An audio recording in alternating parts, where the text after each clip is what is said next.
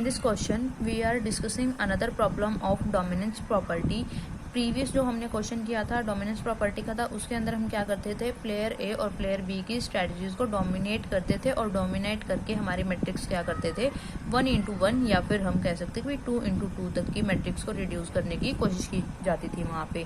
अब मान लो कि हमारी मैट्रिक्स क्या हो रही है 2:2 तक रिड्यूस नहीं हो रही है, तो उस टाइम पे हम क्या करेंगे, डोमिनेंस प्रॉपर्टी को कैसे यूज करेंगे ये हम इस क्वेश्चन में देखने वाले हैं। तो यहाँ पे सेम है, हमारा प्लेयर ए है, प्लेयर बी है। प्लेयर ए हमारा क्या था, प्रॉफिट के लिए लुक करता है और प्लेयर बी क्या करता है, अपने लॉस के लिए लुक करता है।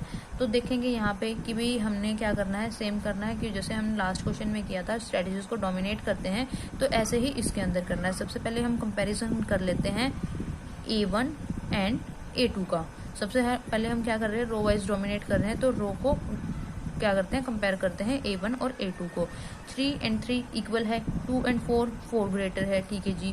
4 and 2 तो यहाँ पे क्या हो गया, सेकंड एलिमेंट जो ये थर्ड एलिमेंट है फर्स्ट रो का, थर्ड एलिमेंट ग्रेटर है लेकिन सेकंड रो के ये वाले एलिमेंट ग्रेटर हैं। तो यहाँ से हम क्या कंक्लूजन निकालते हैं कि भाई A1 और A2 का कंपैरिजन पॉसिबल नहीं है।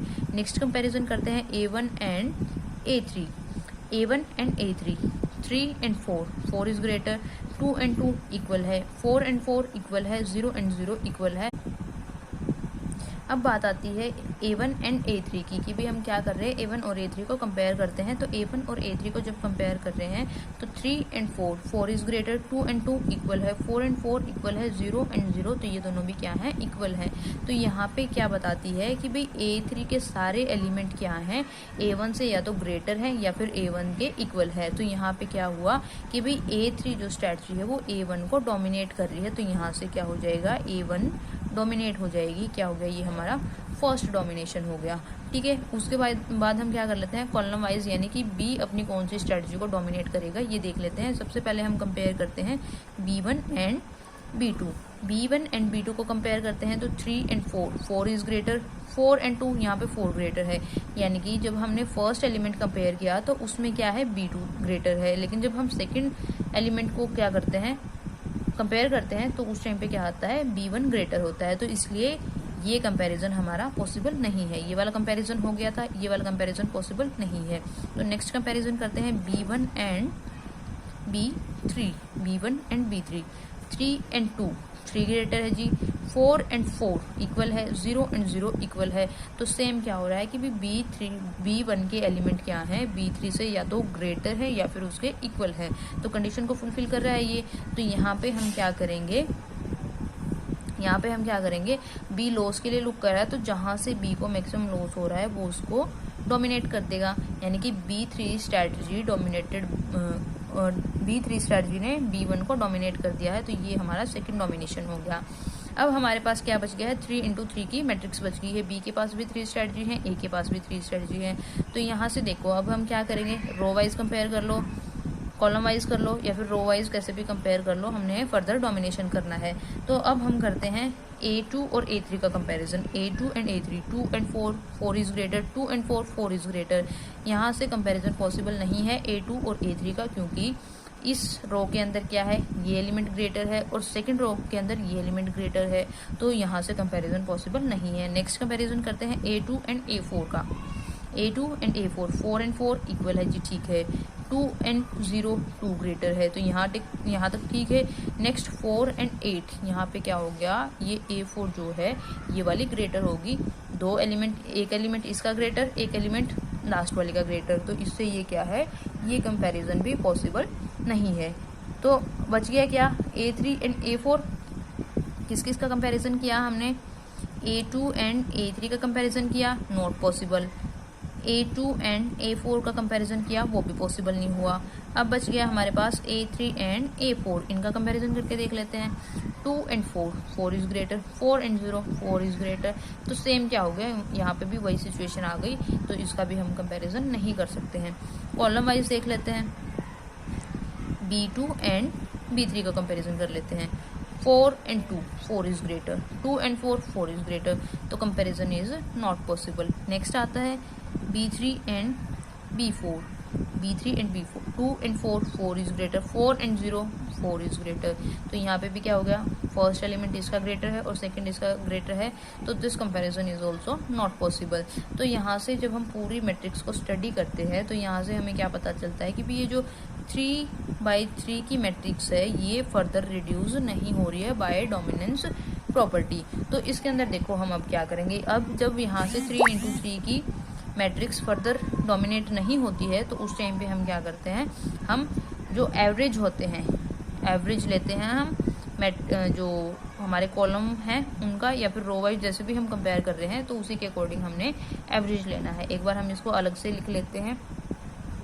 ये हमने मैट्रिक्स को लिख लिया है, यहाँ पे 3×3 की मैट्रिक्स है। कंपैरिजन जब हमने किया कोई भी कंपैरिजन पॉसिबल नहीं हुआ, तो अब हम क्या करेंगे, जब B1 मान लो ये कंपैरिजन कर रहे हैं हम कॉलम वाइज, तो B2 को जब हम कंपेयर करते हैं तो उसको किससे कंपेयर करेंगे, इंडिविजुअली, इनसे तो नहीं हो रहा है, तो हम क्या करेंगे, इन दोनों का एवरेज लेंगे, यानी कि कंपैरिजन होगा B2 and B3 plus B4 divide by 2।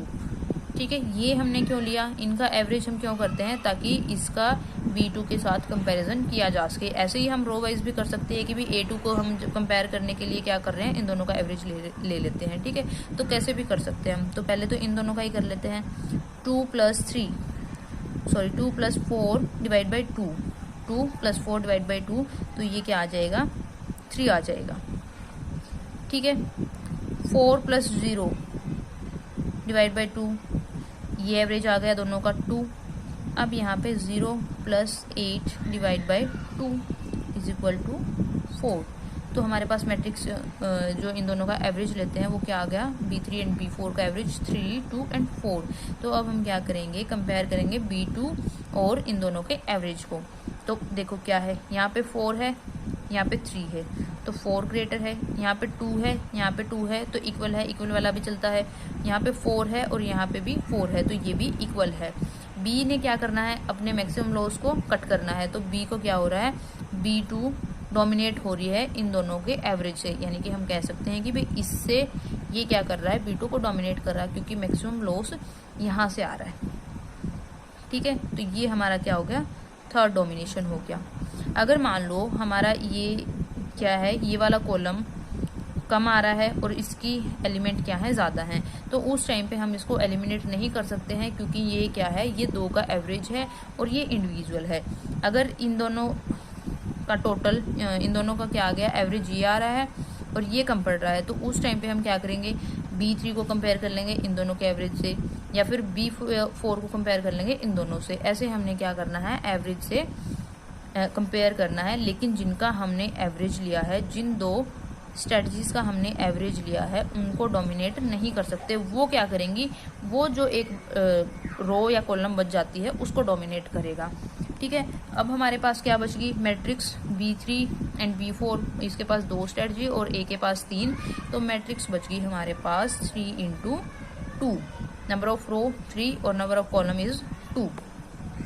तो देखो अब हम क्या करेंगे, कैसे करेंगे उसको, एक बार फिर से लिख लेते हैं इनको हम, B3 B4 2 4 4 0 0 8, ये A2 A3 एंड A4 ये हमारे पास बचा हुआ है।